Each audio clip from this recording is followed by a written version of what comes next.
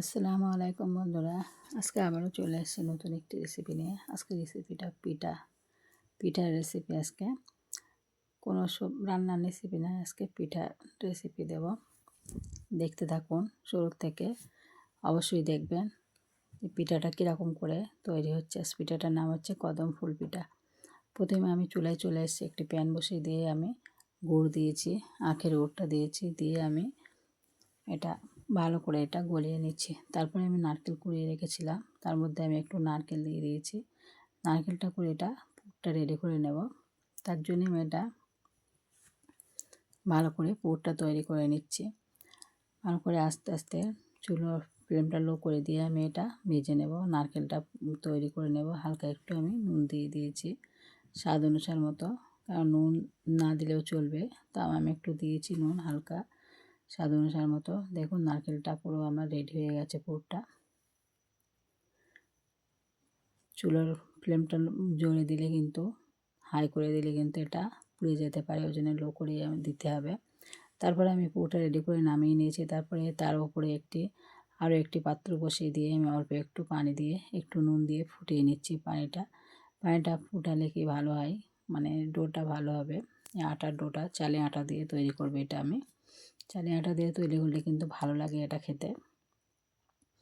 অল্প পানি দিয়ে পানিটা যখন ফুটে উঠলো তখনই আমি আটাটা দিয়ে দিয়েছি। আটাটা দিয়ে ভালো করে একটু নাড়াচাড়া দিয়ে আমি ওর মধ্যে করে দেবো। দেখুন নাড়াচাড়া দিয়ে আমি 5 মিনিটের জন্য ঢাকা রেখে দিয়েছি, যাতে আটাটা ভালো করে সিদ্ধ হয়ে যায়। তার জন্য আমি ঢাকা দিয়ে রেখেছিলাম। তারপরে আমি 5 মিনিট পর ফিরে এসে আটাটা আমি একটি পাত্রে নিয়ে নিয়েছি।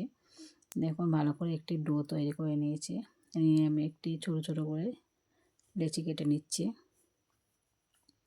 ভালো করে এটা মথে নিতে হবে। মথে নিয়ে তারপরে ছোটো ছোটো লেচি কাটতে হবে, নাহলে এটা ফেটে যেতে পারে। ওর জন্য ভালো করে এটা মথে নিয়ে আমি লেচি কেটে নিচ্ছি। ছোটো ছোটো করে একটি লেচি কেটে নিচ্ছি। নিয়ে তারপরে ভালো করে এটা বাটির মতো আকৃতি করবে, একটা বাটির মতো করে তারপরে আমি এর মধ্যে পুরটা ভরে দেব। দেখুন আমি বাটির মতো করছি। বাটির মতো করে তার মধ্যে আমি অল্প করে পুরটা ভরে দিচ্ছি, কেননা বেশি পুরটা দিলে কিন্তু এটা ফেটে যেতে পারে। এটা কিন্তু মুখটা মুড়বে না আর ফেটে যেতে পারে, আর গোল করার সময় এটা ফেটে যেতে পারে। ওই জন্য আমি এটা অল্প করেই দিচ্ছি। অল্প করে দিয়ে ভালো করে এটা শেপ দিয়ে নিচ্ছি, একটু গোল করে রসগোল্লার মতো শেপ দিয়ে নিচ্ছি।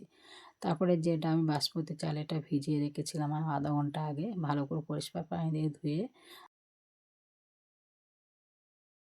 পানিটা ঝরিয়ে নিয়ে তারপরে আমি এটা চালটা একটি পাত্রে বিছিয়ে নিয়েছি। ওর মধ্যে এই পুর ভরার যে রসগোল্লার মতো যে সাইজটা করলাম, ওটাই আমি ভালো করে চাল দিয়ে পোট করে নিচ্ছি। দেখুন ভালো করে দেখতে পাচ্ছেন আপনারা, এটা ভালো করে আমি পোট করে নিয়েছি সবকটাই। একে একে সবকটাই পোট করে নিয়েছি। তারপরে আবার চুলোয় চলে এসেছি।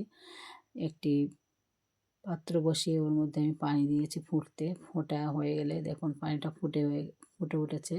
তার মধ্যে ছিদ্রযুক্ত একটি থালি বসিয়ে দিয়েছি। ছিদ্রযুক্ত থালি বসিয়ে দিয়ে ওর মধ্যে আমি এটা ভাপিয়ে নেব। দেখুন সবগুলোই আমি একে একে এর মধ্যে বসিয়ে দিচ্ছি। দেখুন বন্ধুরা, অনেকেই বলে কিন্তু 10 মিনিটের মধ্যে এটা হয়ে যাবে, কিন্তু এটা না, 10 মিনিটের মধ্যে হয় না। আমি কিন্তু এটা ট্রাই করে দেখলাম, এটা 10 মিনিটের মধ্যে হয় না। কমসে কম এটা 40 মিনিট, 30 থেকে 40 মিনিট লেগেছে আমার এটা ভাপানোর জন্য। এটা পুরো রেডি করার জন্য আমার 30 থেকে 40 মিনিট লেগেছে। দেখুন পুরো পুরো পিঠাগুলো তৈরি হয়ে গেছে। এর মধ্যে আমি একটু কালারের জন্যে আমি অরেঞ্জ কালার একটু দিয়ে দিচ্ছি অল্প অল্প করে। অল্প অল্প করে আমি অরেঞ্জ কালার দিয়ে একটু কালারটা সুন্দর করার জন্য আমি এটা দিয়েছি। এটা অপশানে না দিলেও চলবে, কিন্তু সুন্দর দেখানোর জন্য আমি কালারটা দিয়েছি। তারপরে আমি পরিবেশন করছি। দেখুন একটি প্লেট নিয়ে প্লেটের মধ্যে আমি একা একা পরিবেশন করছি। দেখতে কিন্তু দারুণ সুন্দর লাগছে, খেতেও কিন্তু দারুণ টেস্ট। আমার বাচ্চারা তো খুব পছন্দ করেছে। আপনারা অবশ্যই বাড়িতে এটা ট্রাই করে দেখবেন, এভাবে বানিয়ে বাচ্চাদেরকে দেবেন, খুব সুন্দর লাগে খেতে। দেখুন যেহেতু চালের আটা এবং নারকেলের পুর দেওয়া আছে, এই জন্য খুব সুন্দর লাগে খেতে।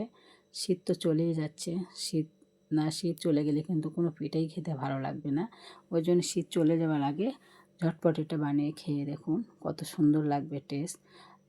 আর আপনারা যারা আমার ভিডিওটি দেখছেন অবশ্যই আমার পাশে থাকবেন, লাইক কমেন্ট শেয়ার করবেন। সাবস্ক্রাইব অবশ্যই করবেন, কমেন্ট করে জানাবেন যে আমার ভিডিওটি কেমন লাগলো। অবশ্যই আপনারা শেয়ার করবেন আর লাইক করবেন আর কমেন্ট করে জানিয়ে দেবেন যে আমার ভিডিওটি কেমন লাগলো। দেখুন, দেখে তো আমার বাচ্চাদের তো খেয়ে খুব পছন্দ হয়েছে। আপনারা অবশ্যই বানাবেন। আল্লাহ হাফেজ।